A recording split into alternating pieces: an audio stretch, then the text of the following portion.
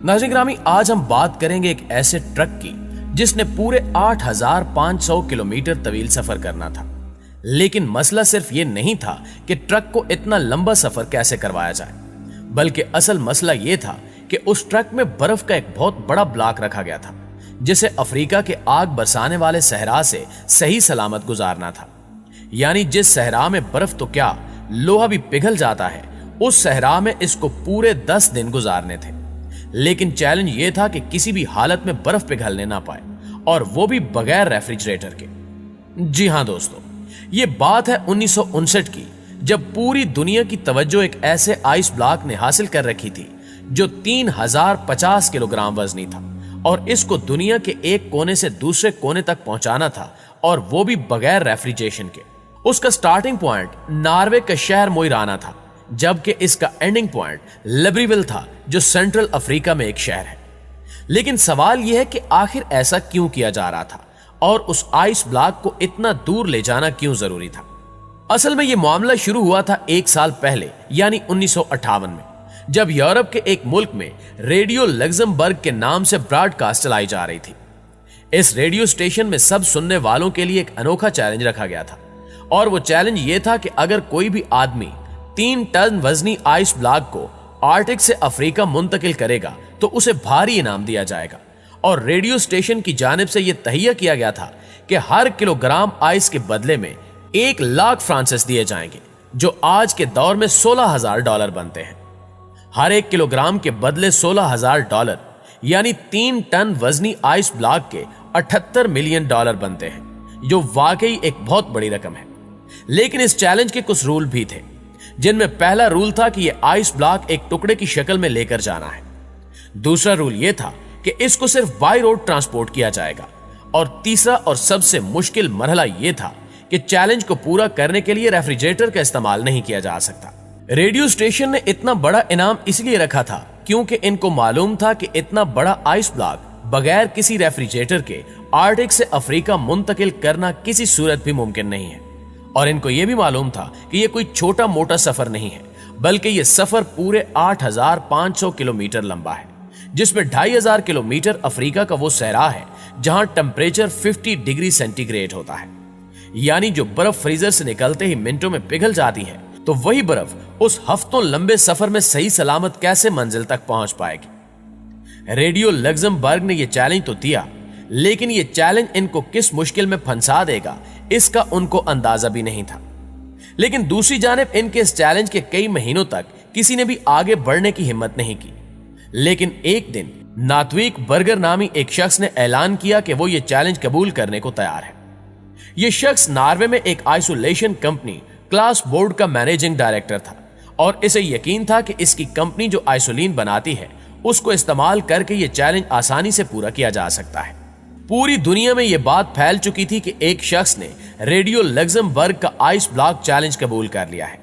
लिहाजा इस काम को अंजाम देने के लिए उस शख्स ने एक टीम बनाई और चैलेंज को पूरा करने के लिए काम शुरू कर दिया, जिसकी वजह से दुनिया भर के न्यूज़पेपर्स की हेडलाइंस में नात्विक नामी शख्स के चर्चे होने लगे। और इस चैलेंज को पूरा करने के लिए अभी तक जो भी कोशिश की गई थी, वो जब रेडियो लग्जमबर्ग को मालूम हुई तो इनको एक बहुत बड़ी रकम खोने का डर लगने लगा, और डर के मारे इन्होंने अपनी ये ऑफर वापस ले ली। लेकिन क्लास बोर्ड कंपनी और उसके डायरेक्टर उस वक्त तक काफी ज्यादा मशहूर हो चुके थे। इसी वजह से रेडियो लग्जमबर्ग की ऑफर खत्म होने के बावजूद भी नात्विक ने यह चैलेंज पूरा करने की ठान ली थी, और उनका मानना था कि अगर उनको पैसे न भी मिले तब भी वो ये चैलेंज पूरा करेंगे, क्योंकि इसकी वजह से इनकी कंपनी की पब्लिसिटी में इजाफा होगा। अब सफर शुरू करने का वक्त आ चुका था, और यह भी फैसला हो चुका था कि इस आइस ब्लॉक को नॉर्वे के शहर विराना से अफ्रीका में कैसे मुंतकिल किया जाए। नात्विक की टीम में एक इंजीनियर, 4 ड्राइवर, एक ट्रक मैकेनिक और 2 कैमरामैन भी शामिल थे। इन्होंने 3 टन वजनी आइस ब्लॉक को ग्लेशियर से काटने का फैसला किया।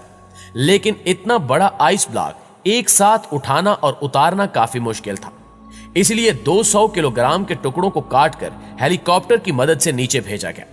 इस टीम की मेहनत को बहुत ज्यादा मीडिया अटेंशन भी मिल रही थी, और इसी वजह से कई कंपनियों ने नात्विक के इस चैलेंज को पूरा करने के लिए इनको स्पॉन्सर करना भी शुरू कर दिया।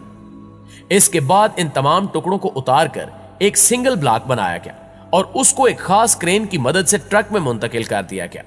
इस ब्लॉक की साइडों पर खास किस्म की आइसोलेशन कर दी गई, जिसके बाद यह ट्रक अपने सफर पर रवाना हो गया।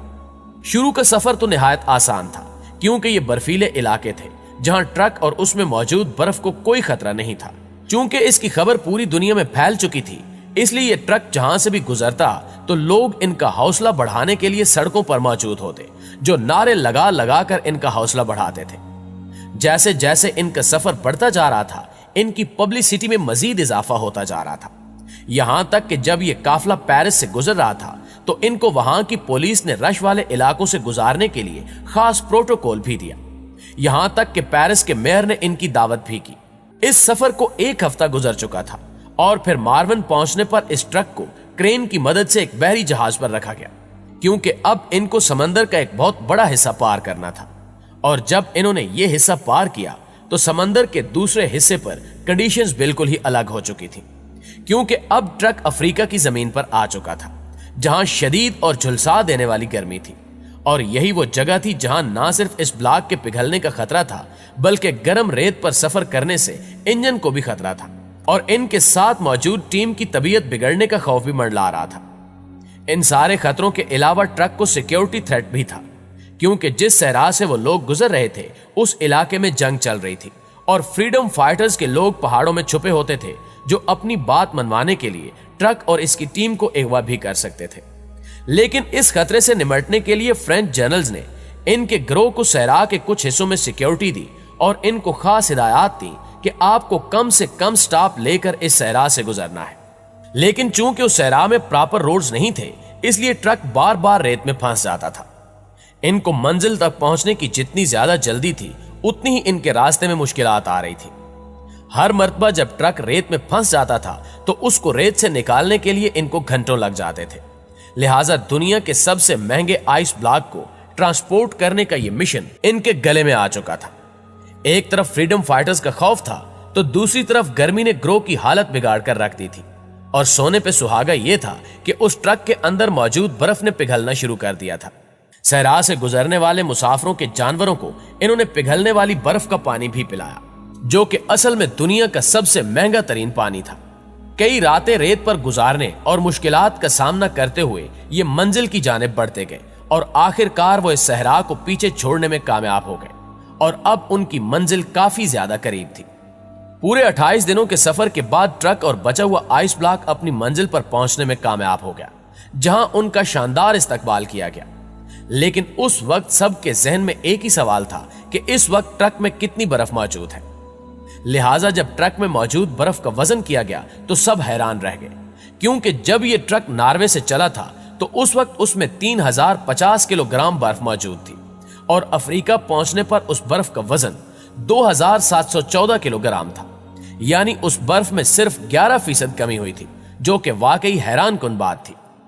इस चैलेंज को पूरा करने पर नातवीक को इनाम तो नहीं दिया गया, लेकिन इनकी कंपनी की सेल में बेतहाशा इजाफा हो गया और आज भी ये कंपनी ग्लावा के नाम से आइसोलेशन बनाती है, जो कि पूरी दुनिया में मशहूर है।